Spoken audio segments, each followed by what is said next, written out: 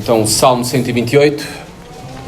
Nós iniciamos o mês especial de outubro. Mês especial de outubro porque todo ele tem um foco na família. Iniciamos da melhor maneira no domingo passado com o pastor David Merck, que esteve a ministrar aqui a palavra. Eu não estive convosco, mas ouvi excelentes comentários sobre o tempo que tiveram juntos, sobre a ministração da palavra e como foi um tempo abençoado, edificante. Nós vamos prosseguir hoje então um sermão com maior foco na família, mas quero que os solteiros aqui presentes, que os divorciados aqui presentes, que os viúvos aqui presentes possam entender também que o foco na família é o foco na família de Deus, na família alargada, do qual todos nós estamos em Cristo, pertencemos. Então aquilo que vamos ouvir é para todos nós. Salmo 128, diz assim a palavra de Deus. Bem-aventurado aquele que teme ao Senhor e anda nos seus caminhos. Do trabalho de tuas mãos comerás, feliz serás e tudo te irá bem. Tua esposa no interior da tua casa será como a videira frutífera, teus filhos como rebentos de oliveira, como rebentos da oliveira, à roda da tua mesa. Eis como será abençoado o homem que teme ao Senhor. O Senhor te abençoe desde Sião, para que vejas a prosperidade de Jerusalém durante os dias de tua vida. Vejas os filhos de teus filhos. Paz sobre Israel. Breve contexto para todos vocês sobre o livro de Salmos. Fundamental para vocês entenderem e entendermos da melhor maneira a interpretação correta deste Salmo. O livro de Salmos ele é composto por uma coleção de 150 poemas hebraicos, ao estilo hebreu. E são poemas provenientes de diferentes períodos da história de Israel. E há diversos autores neles. O autor mais conhecido que temos é o rei Davi. Todos vocês sabem disso. Ele escreveu 73 dos salmos que nós temos nas nossas Bíblias. Mas há outros. Asaf, que escreveu 12, Emã e Etã, Salomão, Moisés. E ainda temos salmos anónimos, 49 salmos, que não sabemos quem são os autores dos mesmos. Muitos dos salmos foram escritos para serem cantados no templo. Este lugar de adoração ao Senhor, ao único Deus vivo e verdadeiro. Mas no cristianismo, muitas vezes olhamos para os salmos apenas como um livro de hinos. O Hinário de Israel. Ele é um hinário, ele é um livro de hinos, mas é muito mais do que isso. Todos os salmos aqui que nós temos, eles foram organizados com uma grande intencionalidade. Esta organização, compilação deste livro, foi feita de uma maneira meticulosa e com propósito. E foi num determinado período após o exílio babilônico, depois do povo de Israel estar durante 70 anos subjugado a esse grande império antigo, a Babilônia. No regresso à sua terra, à terra prometida, este livro foi compilado. Compilado com o propósito de ser de ensino para o povo de Israel e para conduzir o povo de Israel a uma verdadeira adoração a Deus. É interessante que este livro dos Salmos, e vocês podem facilmente ver isso em qualquer Bíblia, os tradutores organizaram com 5 principais divisões. Livro 1, 2, 3, 4, 5. Porque facilmente nós conseguimos marcar a estrutura do livro de Salmos na maneira como organizaram. E o clímax do livro encontra-se ao final. Os últimos 5 salmos começam e terminam da mesma maneira, com a expressão Aleluia. Aleluia. Esta expressão Aleluia, ela é usada como um mandamento. Louvem a Yahweh, louvem a Jeová, louvem a Deus. E o propósito do livro de Salmos é conduzir-nos, todos nós, como verdadeiros adoradores. Esse é o propósito.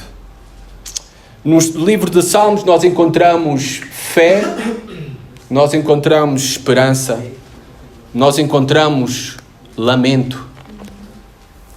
Aliás, a lamentação é predominante no livro de Salmos, principalmente nas 3 primeiras partes do livro de Salmos.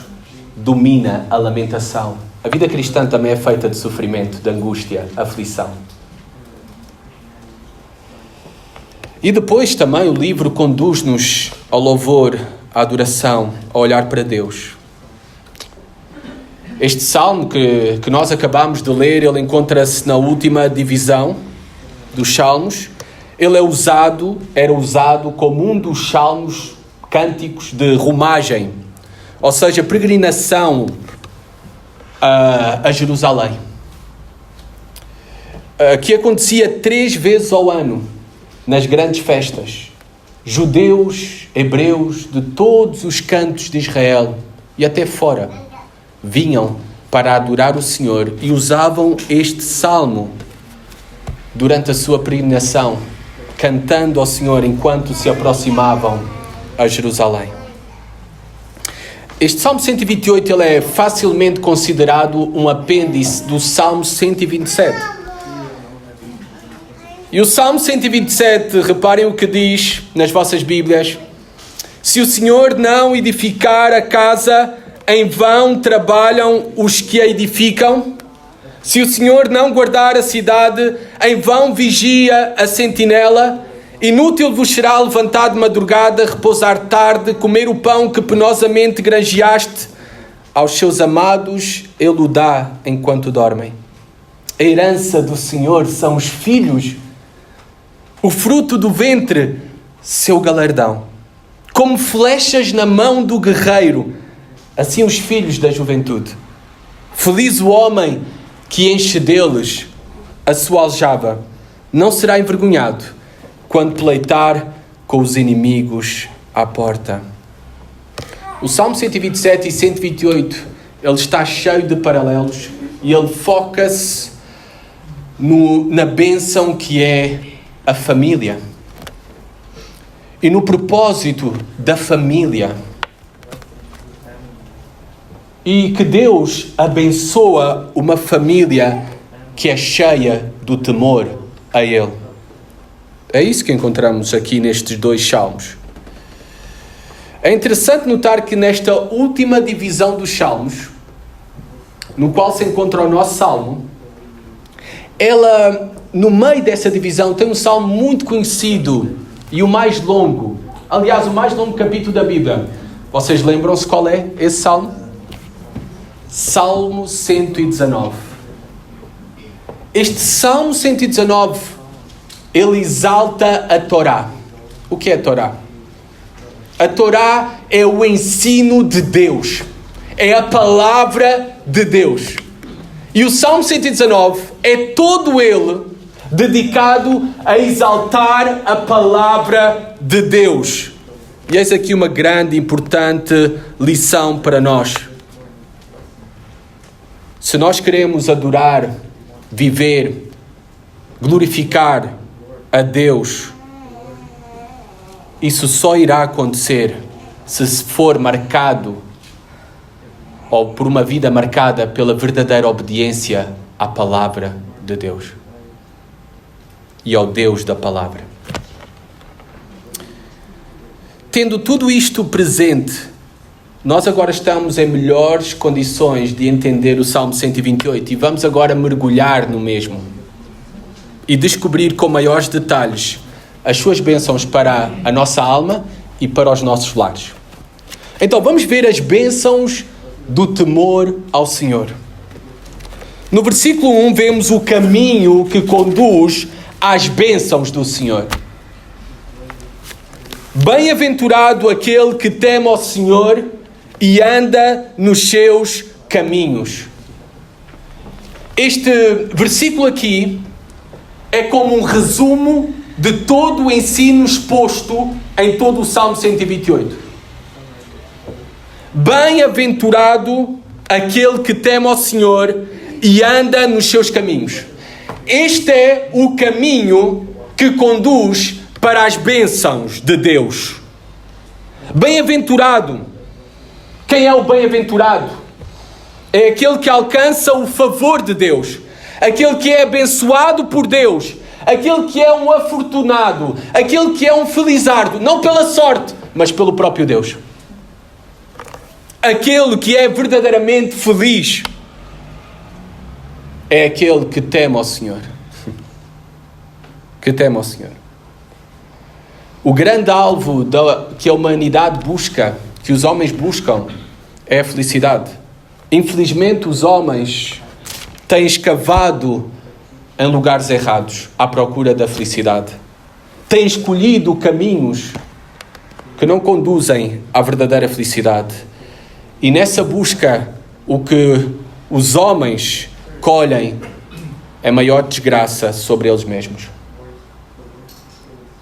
Mas aqui o salmista apresenta-nos o caminho que conduz à verdadeira felicidade.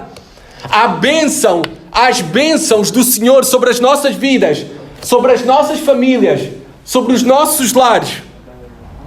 E esse caminho é marcado por temer a Deus. Temer a Deus.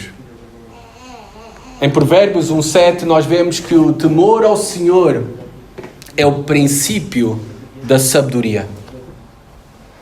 A habilidade de viver e desfrutar bem da vida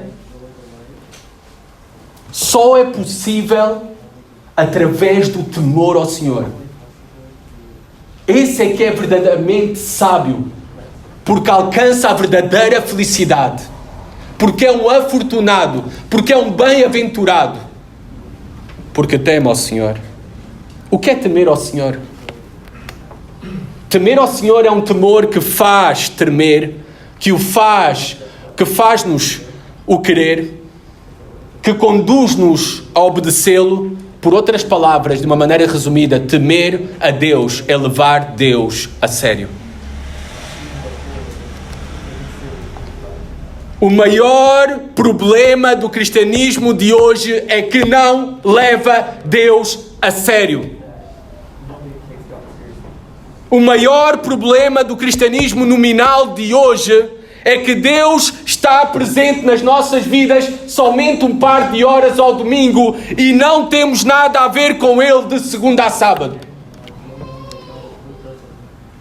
O maior problema do cristianismo de hoje é que falta temor, falta levar a Deus a sério. E enquanto andarmos a brincar ao cristianismo, nós não seremos sábios, faltará poder, faltará alegria, faltará sermos homens e mulheres bem-aventurados, que alcancem o favor, a bênção divina sobre as nossas vidas. E não só sobre as nossas vidas, sobre a nossa igreja. E não só sobre a nossa igreja, sobre esta nação. Então, o caminho que conduz à verdadeira felicidade, primeiramente, deve ser marcado por temer a Deus, levar Deus a sério. O segundo, reparem o que diz o texto, obedecer-lhe. Bem-aventurado aquele que teme ao Senhor e anda nos seus caminhos. Esta é a resposta, a consequência natural na vida de alguém que teme verdadeiramente a Deus, que leva Deus a sério. A sua vida é marcada por andar nos caminhos de Deus. Aquele que tem as melhores afeições por Deus, que o ama, que confia verdadeiramente nele, irá se esforçar por andar de acordo à sua vontade. Estes é que são os caminhos de Deus, a sua vontade, a sua lei, os seus mandamentos, de acordo àquilo que Ele revelou para nós. Esta é a marca, a obediência. E esta obediência, que é uma resposta que se manifesta de forma externa, Esta é a marca mais flagrante para distinguir aqueles que pertencem a Deus daqueles que o desprezam. É a obediência. Porque muitos dizem até de maneira banal que são cristãos, que temem a Deus, e dizem isso de uma maneira fútil, talvez por arrogância, ou talvez também pelo próprio desprezo dos seus corações, por não levar Deus a sério, mas a prova dos 9, a marca distintiva, se eu ou tu tememos verdadeiramente a Deus, é se andamos nos seus caminhos. É a obediência. Quem teme a Deus obedece à Torá. Quem teme a Deus busca obedecer à sua palavra. Quem teme a Deus busca que cada decisão da sua vida, cada passo, esteja submisso, sujeito à palavra de Deus. Amados, a nossa vida, aquilo que fazemos com as nossas vidas, com os nossos lábios, com as nossas mãos, com os nossos pés, a nossa vida é a prova verdadeira da condição do nosso estado interior. São os frutos que produzimos que marcam distintivamente se tememos a Deus ou se o desprezamos.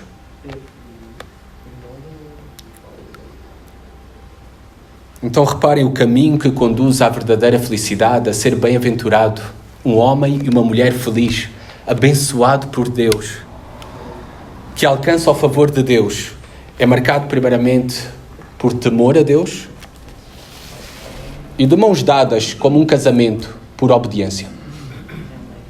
Por obediência. Obediência dentro e fora do lar. Obediência no relacionamento com o cônjuge, com os filhos, no trabalho, na igreja, nos negócios, em todas as áreas da vida.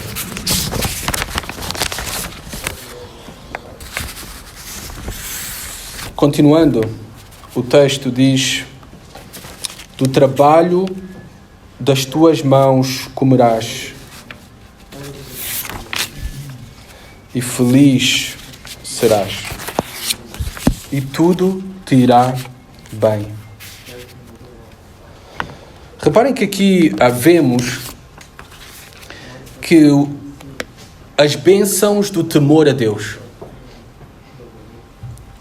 Este tipo de andar nos caminhos de Deus, ele não é vão, ele não é inútil, ele é acompanhado de promessas de bênçãos específicas. A vida de Deus em nós, marcada por temor e obediência a Ele, irá afetar naturalmente todas as áreas da nossa vida. Irá afetar o nosso lar, irá afetar o nosso trabalho. Tudo aquilo que está dentro das nossas casas, mas também tudo aquilo que acontece fora das nossas casas. Há uma tendência hoje em dia, na nossa cultura, na nossa sociedade e até no cristianismo de hoje, uma tendência prejudicial, herdada pela Igreja Católica Apostólica Romana, de dividir os cristãos em duas classes: os sacerdotes e os leigos, os dedicados às coisas espirituais e os dedicados às coisas seculares. Este pensamento é ruinoso, este pensamento é antibíblico. Este pensamento tem afetado grandemente até as nossas sociedades. Comparemos os países mais prósperos com aqueles que não são. E tu irás confirmar que, historicamente, os países mais prósperos são aqueles que foram afetados profundamente pela reforma protestante. Alemanha, Suíça, França, Inglaterra, Estados Unidos. Sabem porque é que nós não fazemos parte dessa lista? Porque aqui nem há história que a reforma protestante chegou. E porquê é que eu estou a dizer isso? Porque o ensino da reforma protestante, dos reformadores, foi que tudo aquilo que fazemos deve ser feito para a glória de Deus. Uma vez perguntaram a Lutero, um sapateiro convertido, perguntou a Lutero o que poderia fazer para servir melhor a Deus e ser um cristão melhor.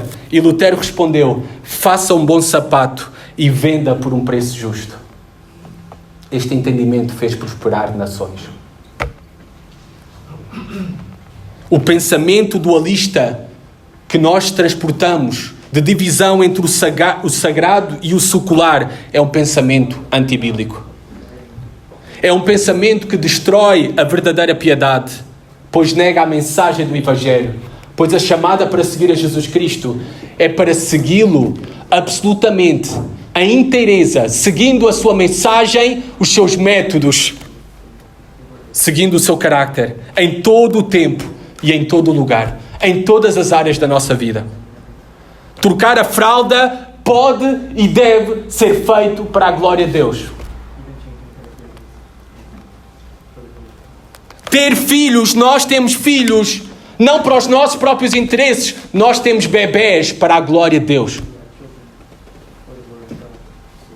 O nosso negócio, a nossa loja, nós queremos prosperar, e queremos prosperar não para nós mesmos, para a glória de Deus. Qualquer profissão, ela deve ser dedicada para a glória de Deus. É esta mentalidade que traz as bênçãos do Senhor e a verdadeira prosperidade. É isso que acontece, reparem, do trabalho de tuas mãos comerás, feliz serás e tudo te irá bem, porque temes ao Senhor. E isso é transportado também para o teu trabalho. E isso irá resultar em bênçãos. Primeiramente vemos aqui provisão. A provisão. Reparem no contraste entre o Salmo 128, os 2 primeiros versículos, com o Salmo 127, os 2 primeiros versículos. Aqui diz: se o Senhor não edificar a casa, em vão trabalham os que a edificam. Se o Senhor não guarda a cidade, em vão vigia a sentinela. Inútil vos será levantar de madrugada, repousar à tarde, comer o pão que penosamente granjeastes aos seus amados, ele o dá enquanto dormem. Se tu não temeres a Deus, em vão será a tua vida, é inútil.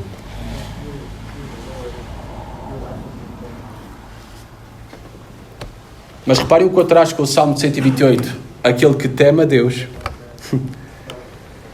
do trabalho de tuas mãos comerás, feliz serás e tudo te irá bem. O trabalho é-nos apresentado aqui como uma bênção, não uma maldição. O trabalho é providência divina para nós. Nós devemos louvar ao Senhor nas nossas segundas-feiras, não apenas nas nossas sextas-feiras. Ele deseja usar o teu trabalho para a sua glória e deseja abençoar-te por meio do teu trabalho. Outra importante lição aqui que vemos, e eu tenho que adiantar, eu sei, estou a mergulhar muito devagar no texto, mas há tanta riqueza na Escritura. Outra importante lição que vemos aqui é que devemos também não correr atrás das riquezas.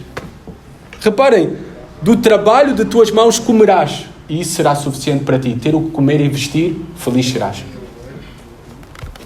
Essa é a verdadeira vida, porque a verdadeira felicidade, eu te garanto, nunca irás encontrar a verdadeira felicidade em ter uma casa própria, em ter um carro 0 km, ou ter o teu contrato de emprego efetivo. Aí nunca irás encontrar a verdadeira felicidade. A alma só repousa e encontra a verdadeira felicidade em temer a Deus.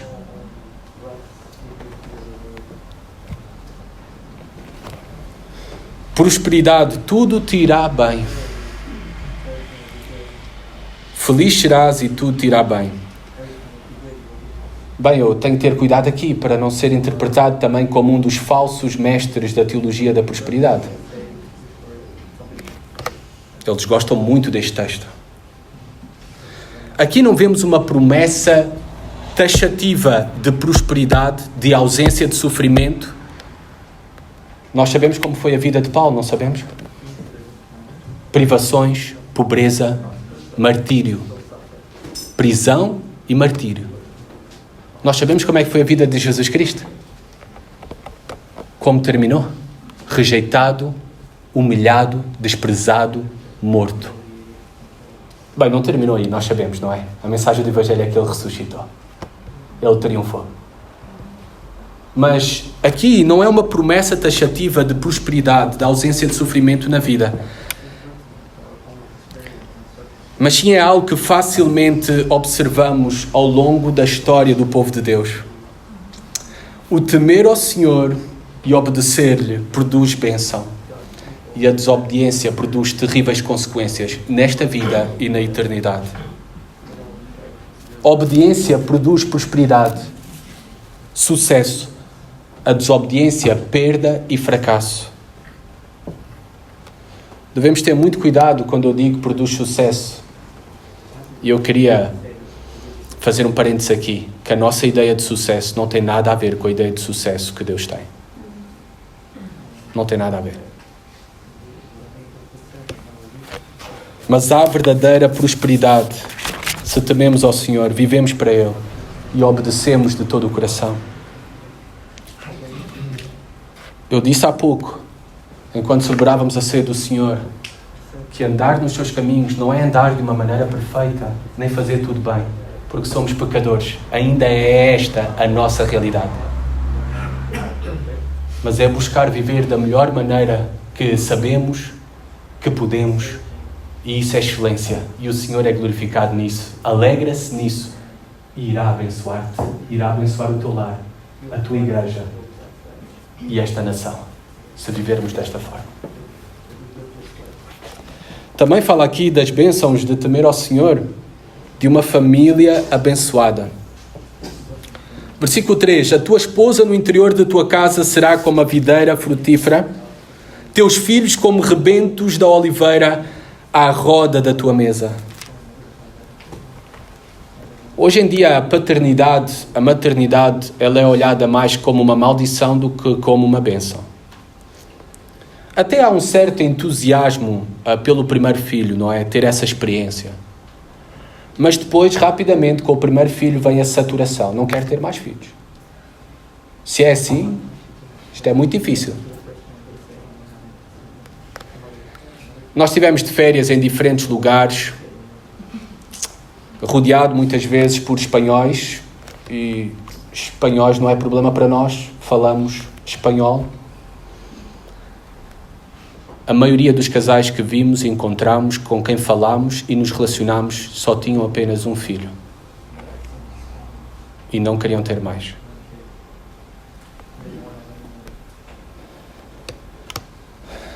Mas Deus olha para a paternidade e maternidade de forma diferente. Como uma bênção do Senhor. Diz aqui, como rebentos de oliveira são os filhos. O azeite de oliva, naquela região, e ainda hoje, era um dos produtos principais valorizados por toda a nação. Ter filhos, e os filhos são presentes valiosos de Deus para nós. Enquanto nós avaliamos um homem e uma mulher próspera pela sua conta bancária, pelas suas férias no estrangeiro, pela sua casa própria, pelo seu carro 0 km, Deus olha para um homem próspero pela esposa e quantidade de filhos que recebeu do céu. Também rebentos de oliveira.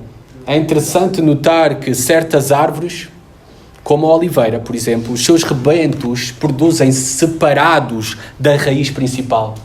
E por isso o texto está-nos a conduzir não apenas para os filhos, mas para os netos.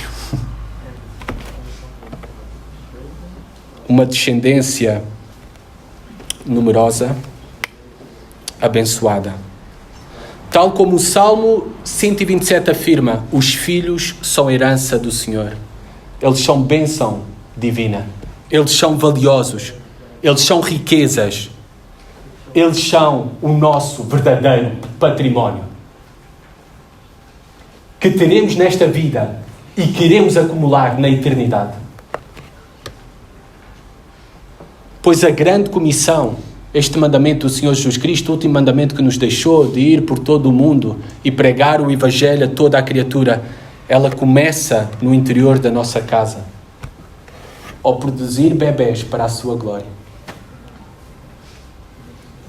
ao ter filhos para torná-los discípulos, bons representantes de Deus aqui na terra, para anunciá-lo entre as nações, entre os povos.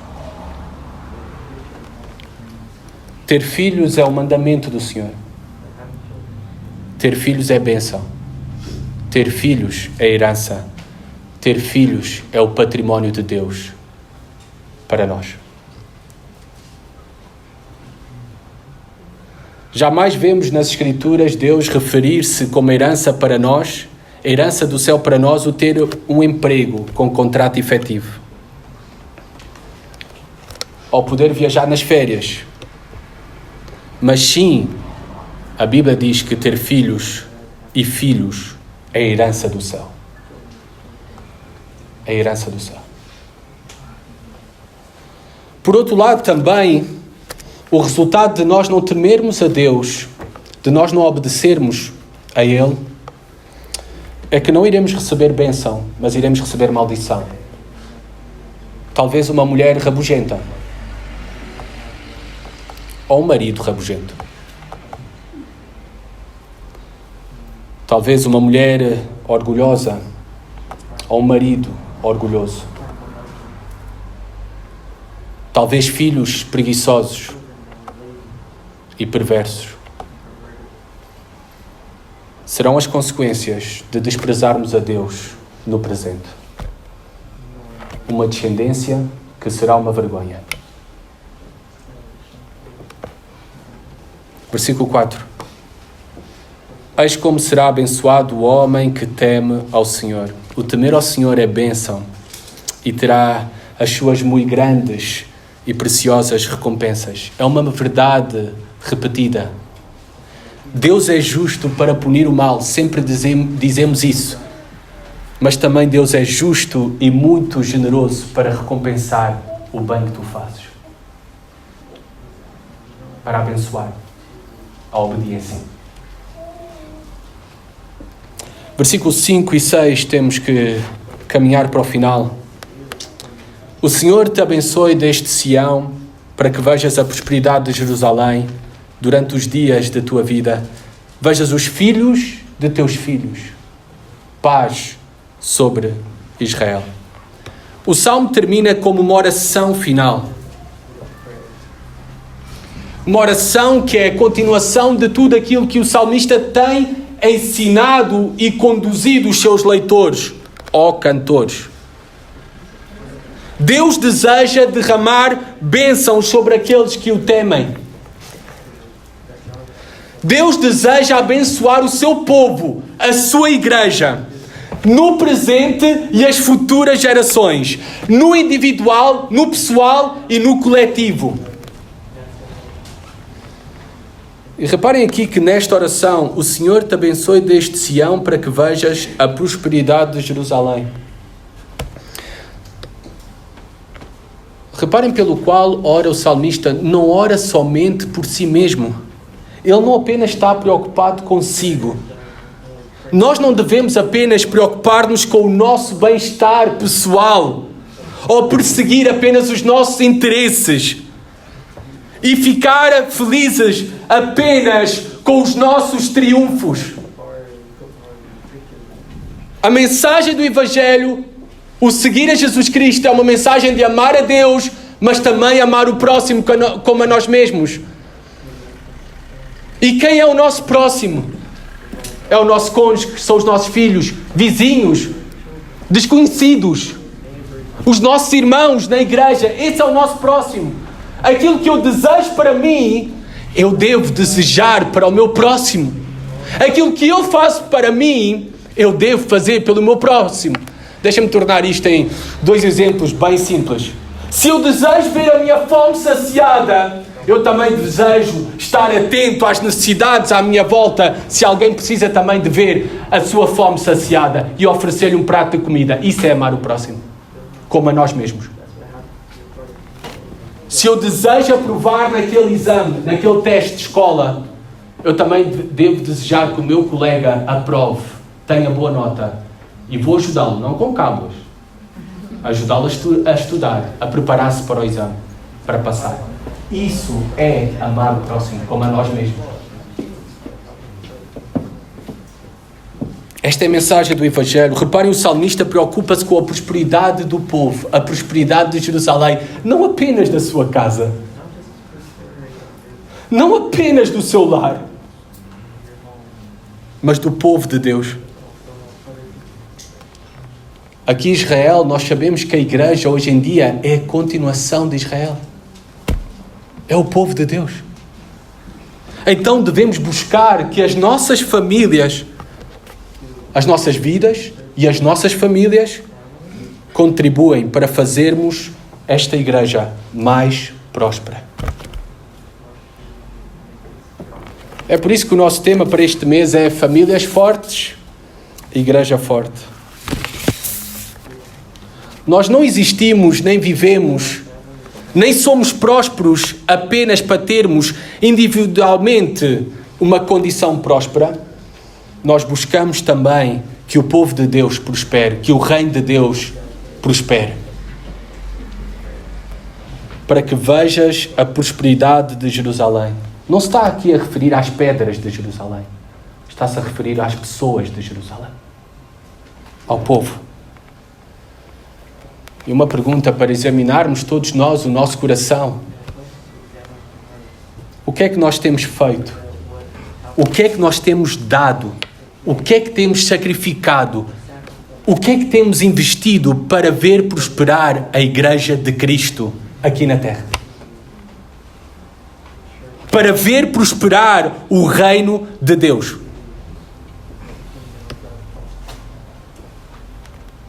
Este deve ser o nosso principal desejo. Porque isto é amar o próximo como a nós mesmos. É o cumprimento do mandamento que Deus tem para nós. Este deve ser o alvo dos nossos lares, das nossas famílias.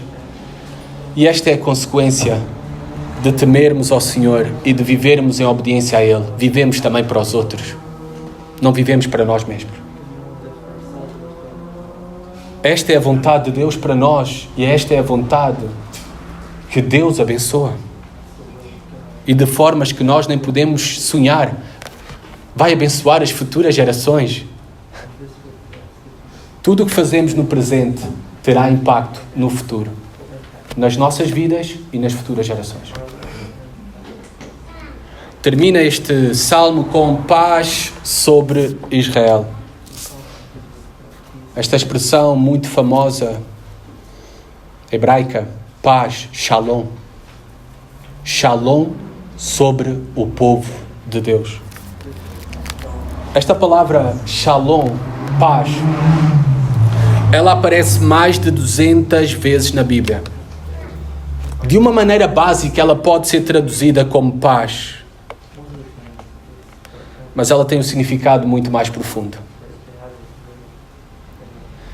Esta não é apenas uma saudação.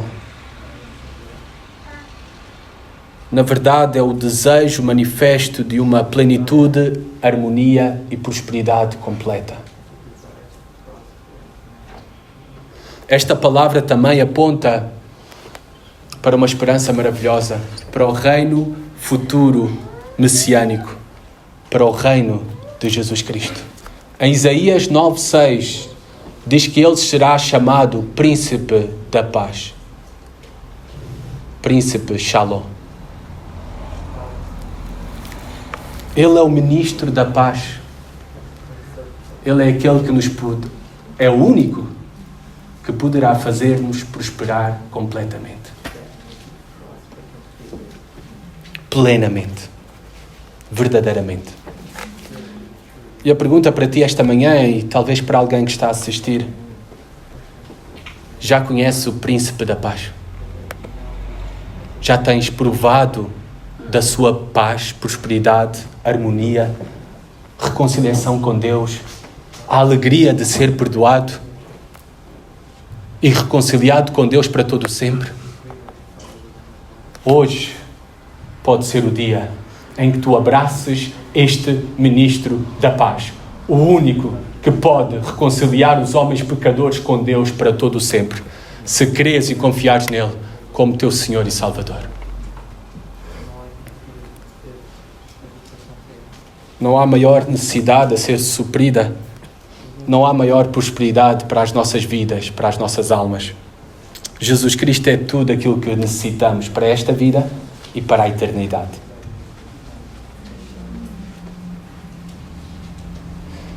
Com algumas aplicações finais daquilo que vimos neste salmo. O nosso lar, a nossa família, necessita ser centrada em Deus. Necessitamos conduzir-nos dentro e fora das nossas casas no temor ao Senhor e numa vida marcada por obediência a Ele. Que Ele seja verdadeiramente o centro das nossas vidas, dos nossos lares.